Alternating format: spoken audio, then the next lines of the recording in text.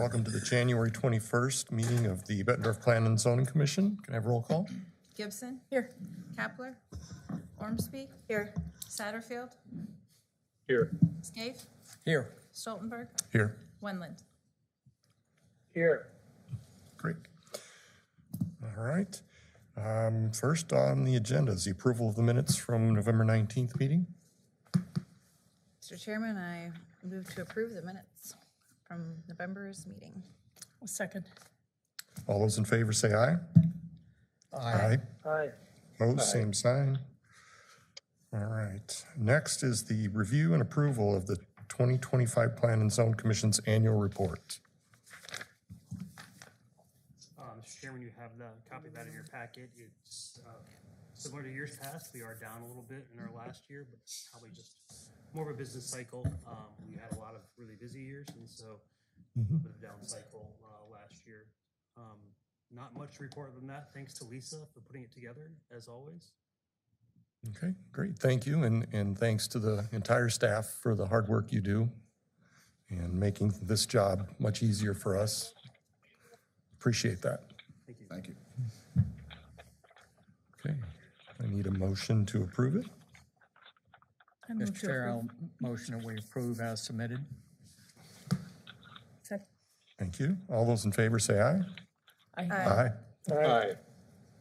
All right, I believe that was everybody, so we're good there. I think we're going to postpone number 4 for now. And that gets us to, okay. This is the Plan and Zone Commission. We're a 7-member commission appointed by the mayor and confirmed by the city council. The commission is a recommending body only, with the city council making all final decisions. Regular meetings of the Plan and Zone are held on the 3rd Wednesday of each month at 5:30 here in the City Hall Council chambers. Special meetings may be held from time to time. The following items are presented to and acted on by the commission: rezoning requests, preliminary and final plats, site development and landscape plans, and planned unit development plans. With that, we'll go on to our first case. Thank you, Chairman. Yeah, we have one case tonight, a final plat, Ann's Nature Preserve Edition. This has been on a couple of agendas, but we're finally going to take a review of it. So the applicants are the city of Bettendorf and Ann Schroeder. Some land has already been, I believe, deeded is the proper term, but this is the actual plat that will subdivide the land into appropriate parcels. The request is to subdivide a mostly undeveloped parcel just north of Tanglewood Road and east of Crow Creek Park along the Crow Creek watershed. Lot 1 is to be owned by the city of Bettendorf and will be part of the park system. Lot 2 will be retained and owned by Ann Schroeder. The city's lot was adhered to provisions detailed in a donation agreement, so this is being donated to the city. A lot of those are plantings, no development, no trails, etc. So just wanted to put that out there. And then to staff's knowledge, I wanted to point out there's no proposed future development on Lot 2. I'll go to the next plat page and show you that, but that will be that's where a house sits. So there's any future proposals would likely require either a rezoning or a subdivision, not to mention building permits. Future land use map designates the site as neighborhood light and open space and parks, and the surrounding areas include similar designations. The zoning is A1 Agricultural Urban Reserve. Both of those future land use map and the current zoning, proposed uses, densities, etc., are compliant with the proposal. Each proposed lot meets the bulk standards of the A1 district. They're both over around 10 acres. As I mentioned, lot 1 is the northern lot.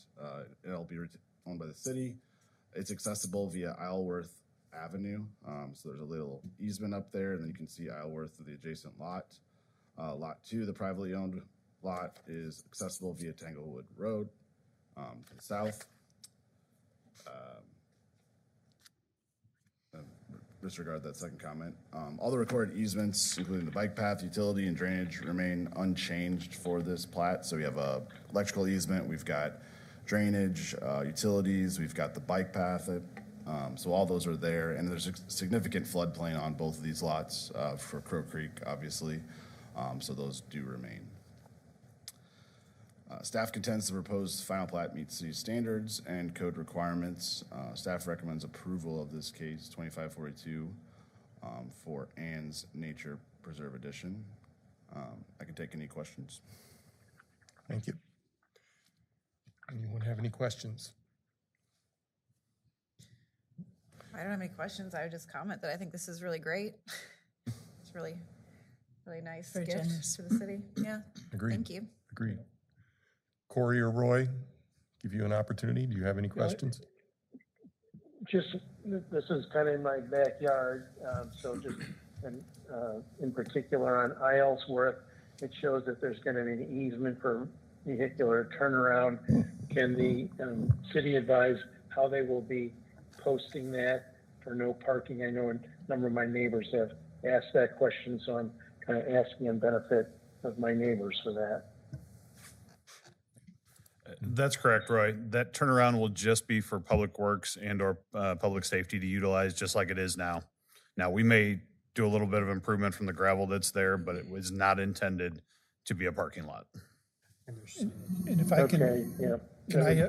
can I add a little bit too? If so, just a little bit on the actions that have already taken place. There was a donation agreement that was approved that shows the intention of the donor to donate that property, certain property, to the city, and the city's intention to accept that.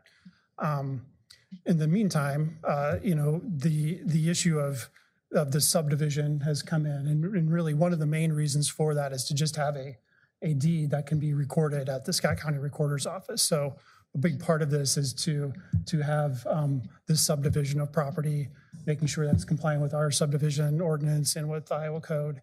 I think the number one, the donation agreement on the issue of parking is pretty clear that turnaround is not intended for parking. It's only for turnaround, as Brent has already said. So I think after assuming that this is recommended by the commission and that the final plat is adopted by the city council, there would likely be an amended donation agreement that just contemplates the slight change in the line we've moved the line of the property that would be donated north. So it's now it's on the north side of the creek, as opposed to the initial donation agreement that had it south of the creek. So this is actually a little smaller amount. So I think it would probably be good when we do go to council to just have an amended donation agreement to be consistent with the ultimate deed. That would be where the property would be deeded to the city. So I think, but at the end of the day, the intention of the city and the donor are the same. It's and certainly the parking is consistent with that. It's not a parking area. Great, thank you. Yeah, that would be great. Thanks for the additional information, Chris. And Brent, one of the things that is an issue now just for the neighborhood is whether it's city trucks or workers and things like that, they come down and it's really muddy and a mess, and they do the 3-point turn on that hammerhead essentially back there and then drag gravel and mud all the way down the street. So if there were a way to improve that turnaround area to keep the street for the homeowners for the next couple hundred feet from getting dirty all the time, that would be great. Okay. All right. Any other comments from the commission? Okay, no. Any comments from anyone in the audience regarding this matter? Yes, sir.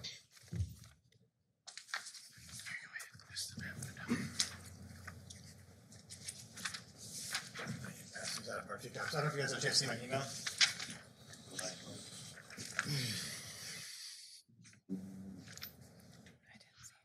My name's Chad Miller. I live at 4340 Tanglewood Road, Bettendorf, right next to this. Totally support. I think that's great that Ann's doing everything from the recreation trail to the north to the city. He's passed on a map. I do have two areas of concern. The area between the recreation trail and the imaginary line that goes east or west, the public is not real good with imaginary lines. My suggestion would be to make the recreation trail the property line between lots 1 and lots 2, to make it clear for the public that you can be on the trail and go north, public property. If you step foot south of that recreation trail, you're on private property. We've had a lot of problems. I mean, I've put up a fence, neighbors put up a fence. I know Ann's had problems with people trespassing. People just don't seem to respect private property. So that's issue number 1. The second issue is the 1 acre parcel in the corner. There's a lot more details in the email that I sent. But just to highlight, that was part of this original 20-some acre thing several years ago. It's not included in this replat. It's kind of a cause for concern. So there's going to be a 10 acre parcel to the west and a 10 acre parcel to the east. And then there's just 1 acre that's just kind of like left all alone, unplatted. That's cause for concern. I just think now would be a good time to incorporate that as part of the plat, either incorporate it as part of lot 2, make it an outlot, just to kind of bring it under conforming and platting, and there's a whole bunch of other reasons listed in my email. Did you guys get that email?